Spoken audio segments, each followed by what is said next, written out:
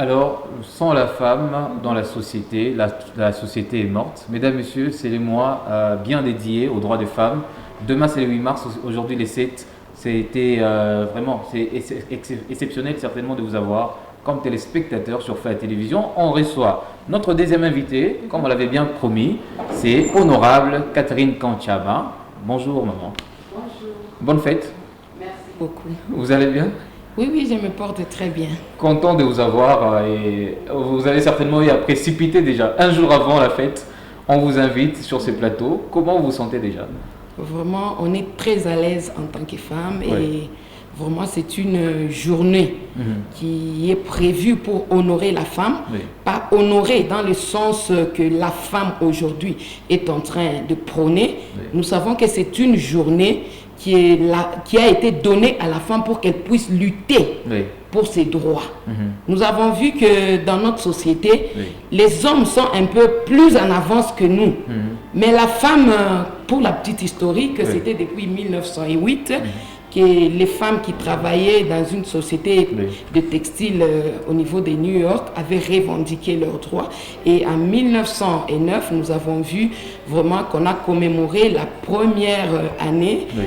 de la lutte contre le droit de la femme. Et en 1910, nous avons vu la femme Clara Zetkin qui a aussi voulu qu'on puisse insérer dans l'organisation internationale une mouvance internationale pour demander le suffrage des femmes à la conférence internationale des travailleurs. Oui. Ce qui a été jusque en 1917 viral pour tous les femmes européennes. Et aujourd'hui, nous avons vu que l'homme a essayé un peu de distraire la femme en changeant le but de la journée de la femme, du mois de la femme, et qu'on est en train de voir comme si c'était une journée où la femme devait fêter. Mais nous trouvons que cette journée, c'est une journée où la femme doit être plus battante, Oui. où la femme doit chercher de l'égalité salariale. Nous avons toujours vu qu'il y a des différences de salaire entre les femmes et les hommes. Il y a le droit de vivre. Quand je parle de droit de vivre, je vois beaucoup de femmes sont tuées dans leur mariage par les hommes, par des violences. Nous devons lutter pour le droit de ne pas subir des violences sexuelles ou sexistes, puisque nous avons vu comme ici chez nous, les gens vont fêter demain, Oui. mais il y a des femmes qui sont violées à l'Est, il y a des femmes qui sont violées partout, il y a des parents, des pères qui violent leurs filles, il y a des violences, c'est partout. Donc plus on a des cas plus nombreux au niveau de l'Est, mais dans tout le pays, ces cas ne cessent de se multiplier. Donc c'est sur ça que nous devons nous battre. Le droit de l'égalité. Vous avez entendu, la CENI a pu parler, nous voulons beaucoup de candidates féminines. Oui, nous voulons aussi. Mais il faut les moyens. Vous savez que notre société a privilégié les hommes. Et c'est même pas difficile. Moi, j'ai toujours dit, si on pouvait lutter pour avoir le critère sexe, c'est-à-dire, lorsqu'il y a une représentativité, on prend 5 meilleurs hommes, 5 meilleures femmes. Là, on va aider la femme à vraiment atteindre ses objectifs. Il ne faut pas demander à la femme de faire des efforts auxquels vous n'y apportez pas de soutien. Puisque aujourd'hui, nous avons vu, surtout ici, nous, en Afrique, nous sommes vraiment nous vivons comme dans les années 1800, puisque l'homme est majoritaire sur tous les plans. Dans les sociétés, si on voulait voir les postes ministériels, il y a les hommes qui sont à 80%. Dans les mandataires, il y a toujours des hommes. Donc, la femme peut faire 10 fois l'effort qu'un homme peut faire pour trouver un poste. Et tout ça, vraiment, ça ne met pas la femme à l'aise. C'est pourquoi, en cette journée des femmes, je ne trouve même pas d'opportunité de chercher des nouvelles accoutrements. Je ne trouve même pas d'opportunité d'aller fêter. Je ne trouve même pas d'opportunité de célébrer. Mais pour moi, c'est vraiment le rappel à la lutte que nous devons mener pour retrouver notre place dans la société. Merci beaucoup, honorable. Alors, leadership et participation des femmes à la vie politique. Vous, votre première fois, vous vous êtes retrouvé dans cette vie-là, politique. Comment était votre motivation, votre émotion en fait? Vraiment, c'est une vie qui est complexe. Quand je suis arrivée, et vous savez, particulièrement ici chez nous, on néglige plus la femme. La femme est obligée de se battre elle-même pour se retrouver. Oui. Vous allez voir même dans les partis politiques, je me suis toujours plaint. Pour la plupart des temps, quand on fait les bureaux d'un parti politique, on doit donner les postes aux hommes et puis enfin on chute par Ligue des femmes, représentants des femmes. Là, c'est juste ça qu'on donne à une femme. Oui.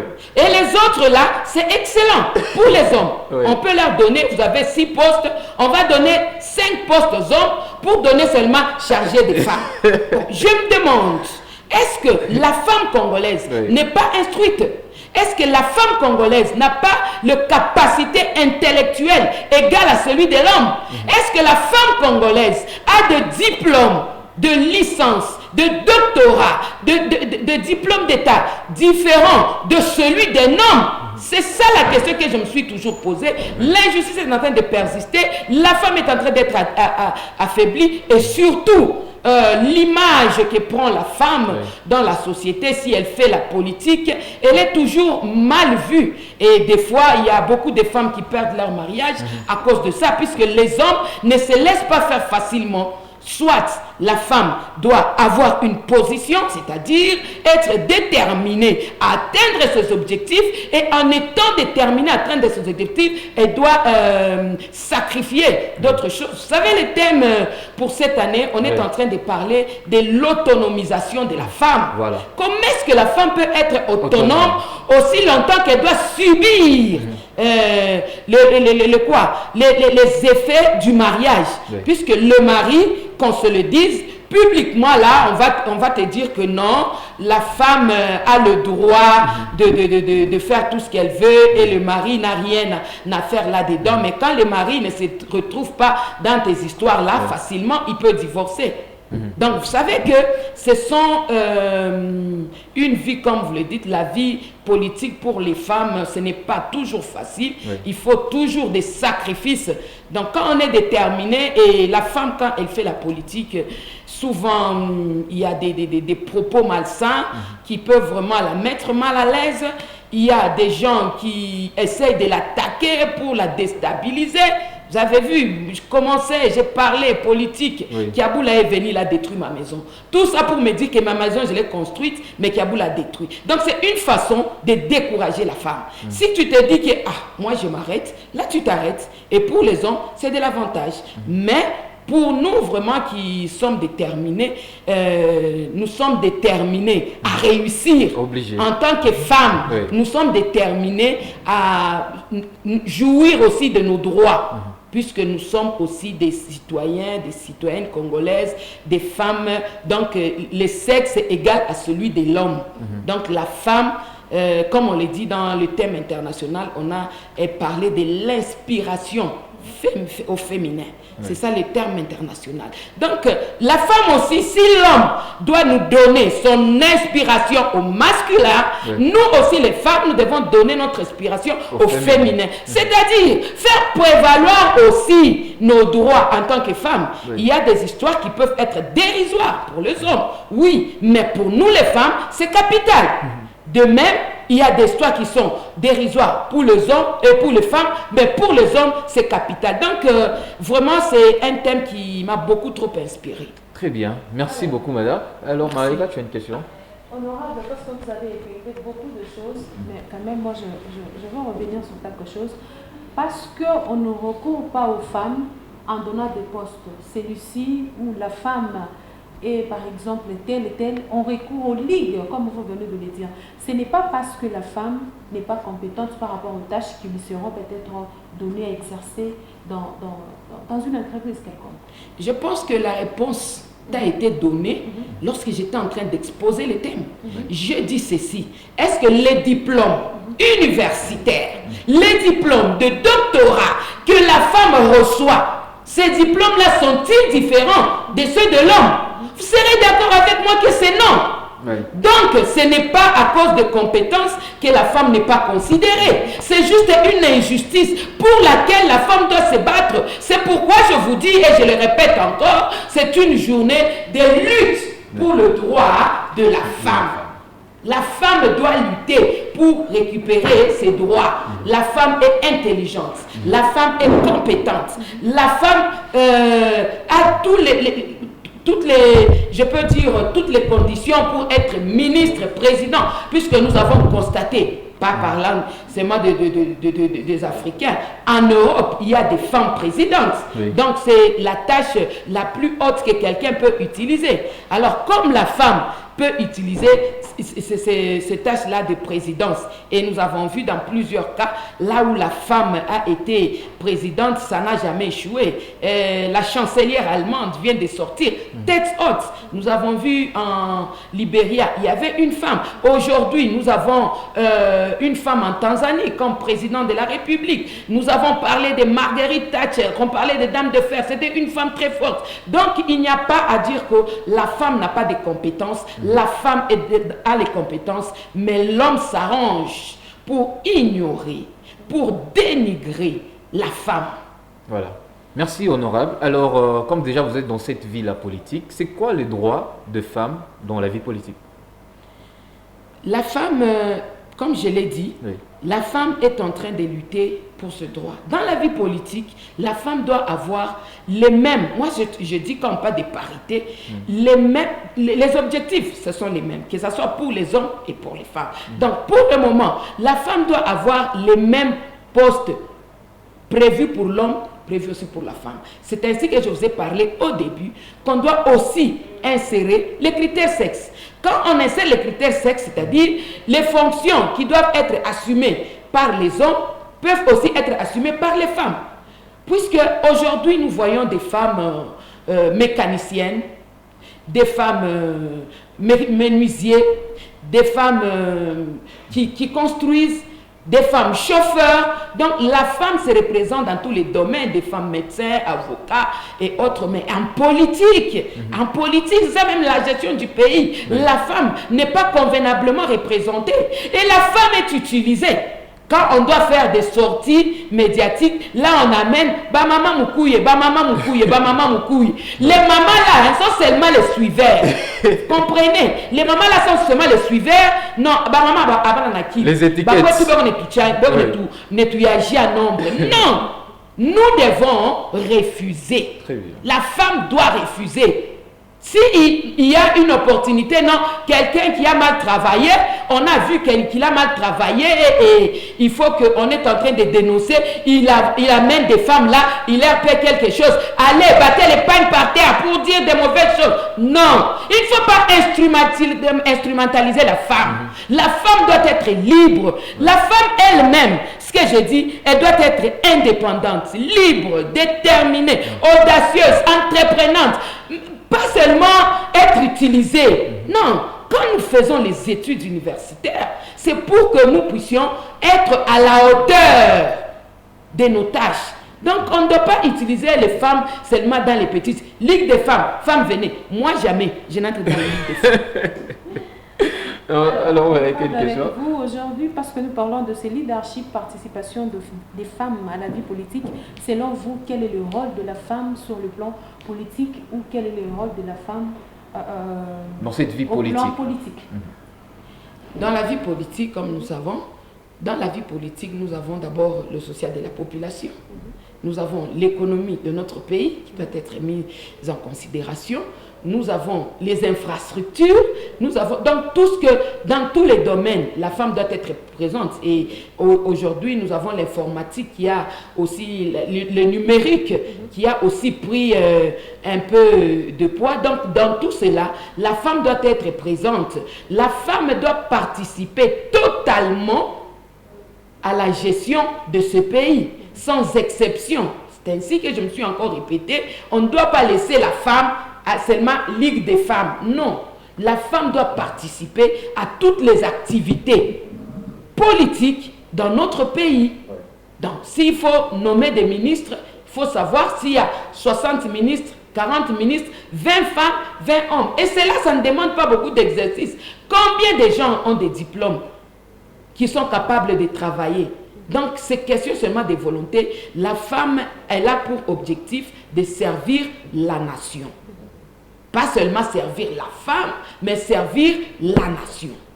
Voilà, honorable. Est-ce que pensez-vous que la femme a un bon avenir quand elle est dans cette vie politique-là?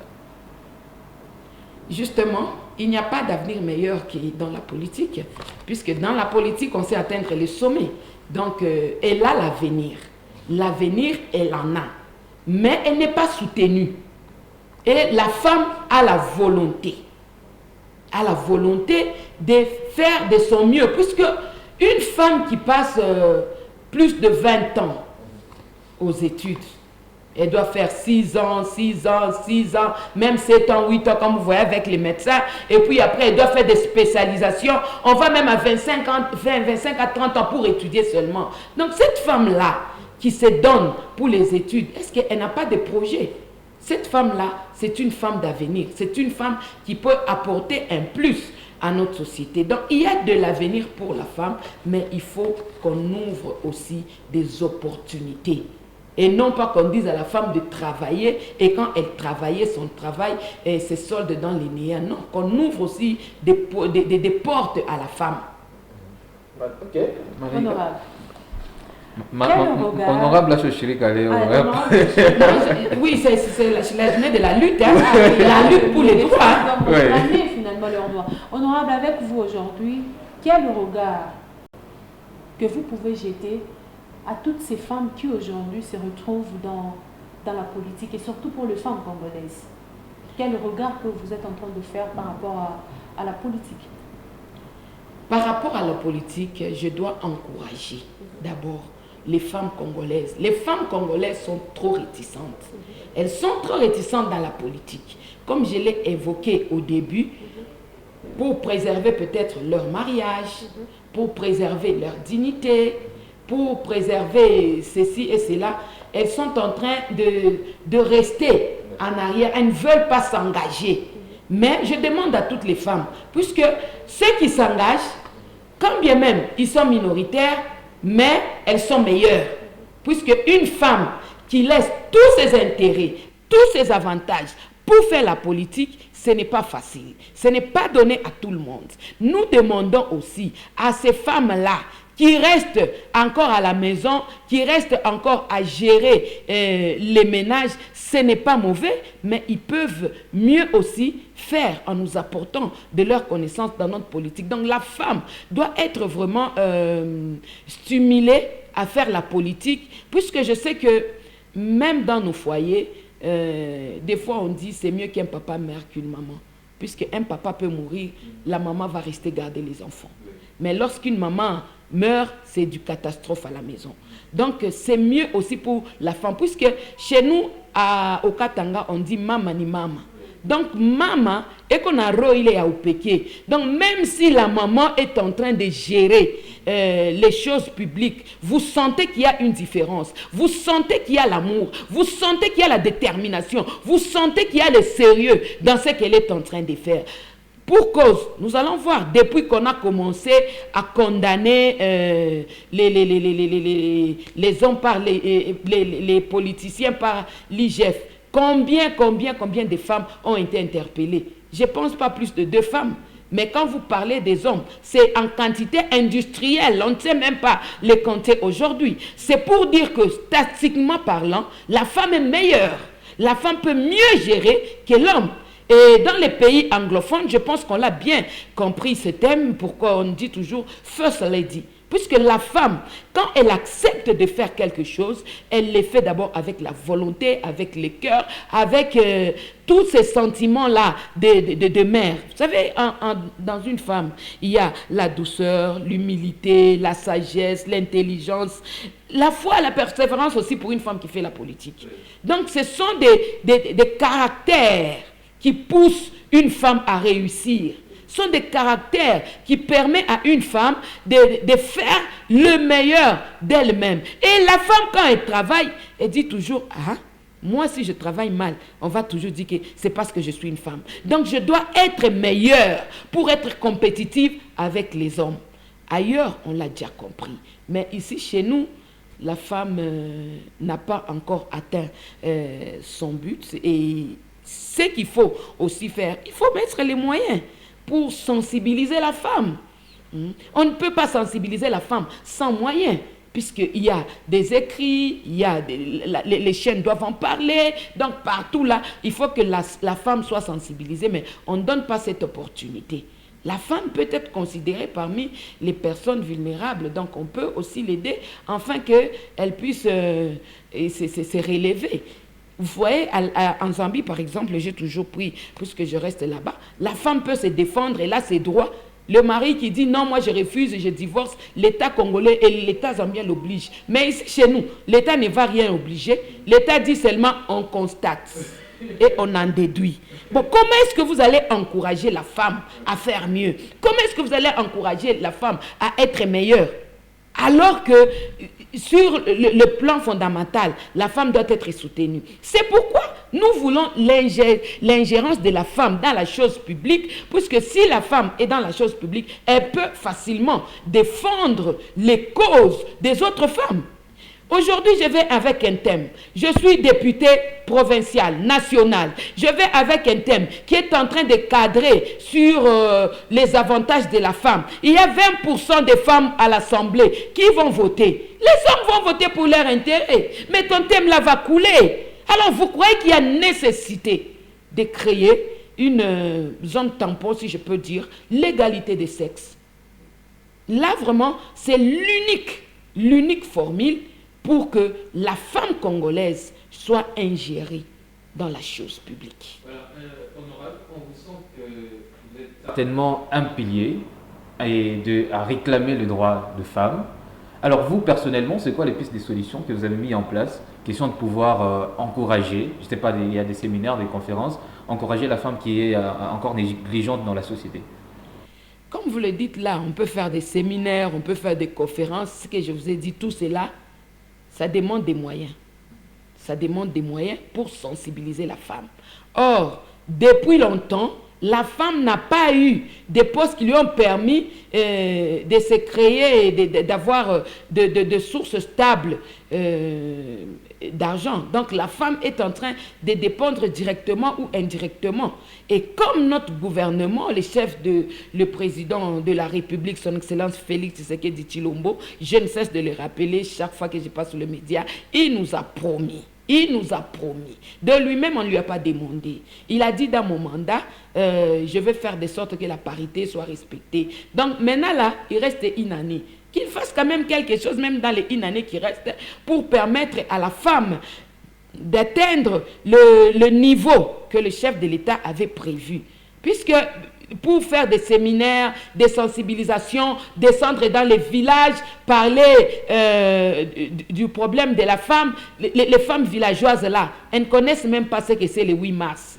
Donc les 8 mars, elles vont seulement cultiver. Les maris restent à la maison, elle va cultiver. Il y a 5 femmes pour un homme. Toutes les femmes là se disent toujours à vos ordres.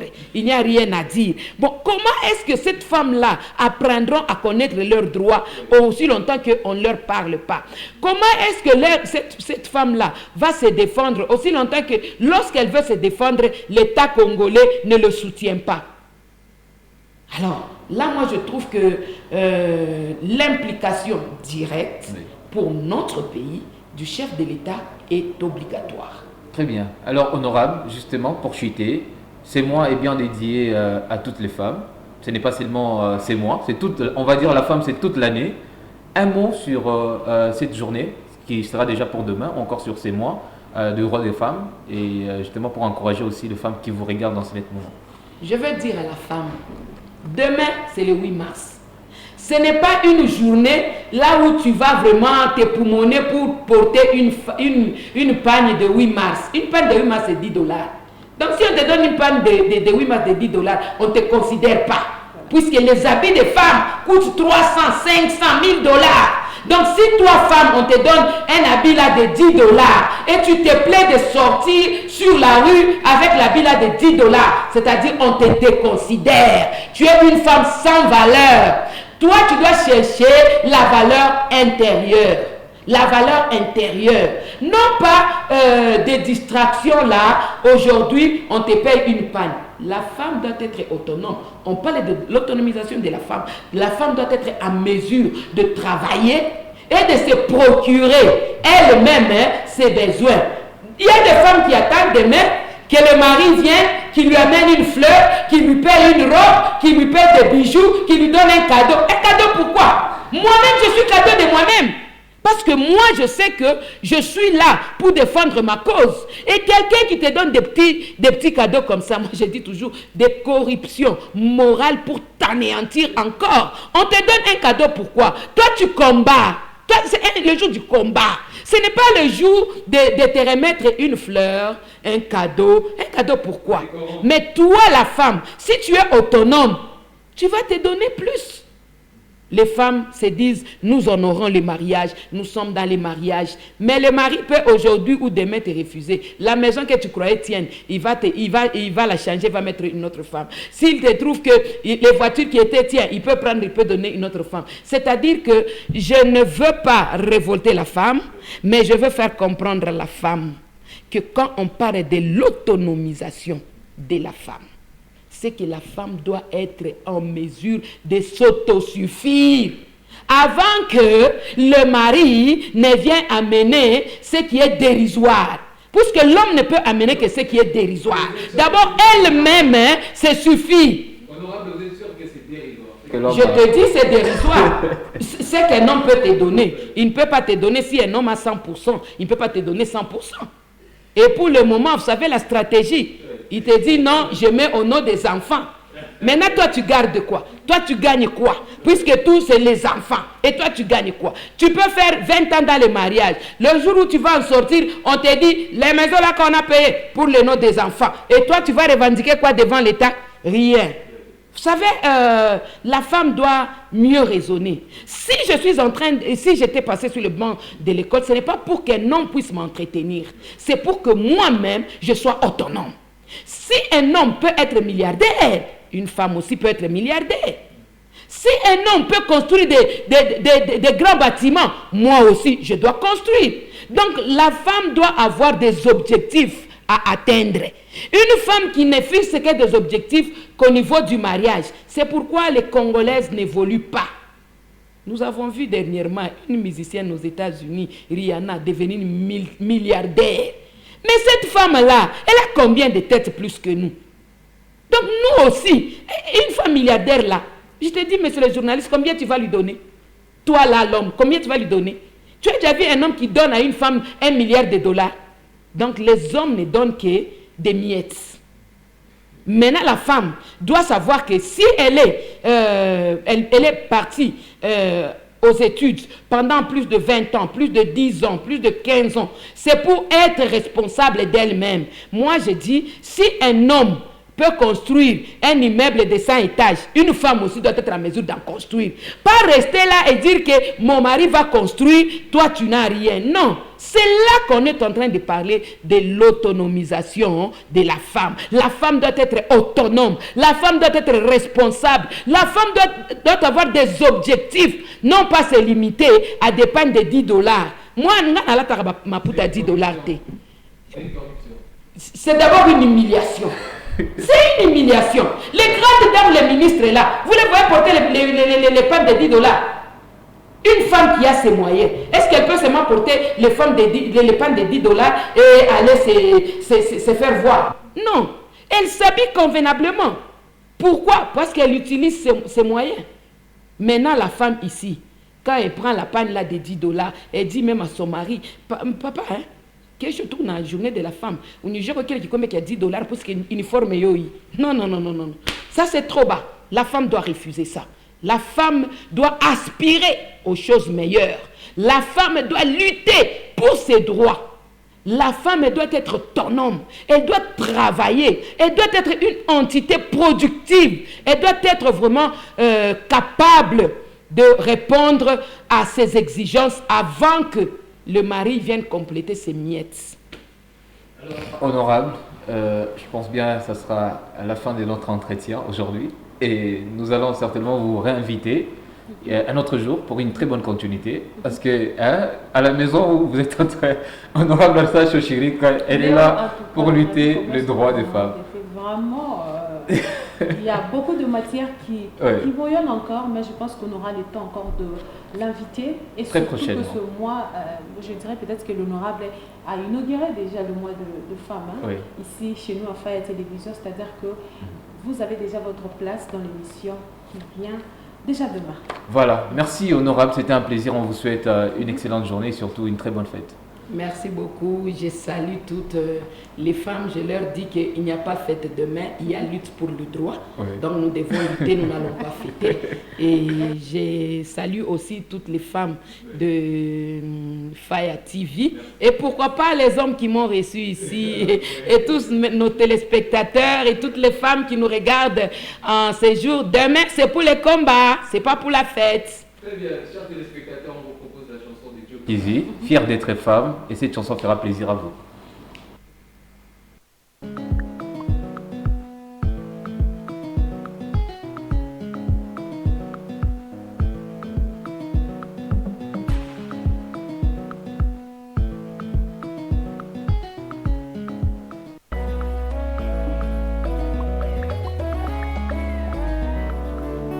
Toutes les femmes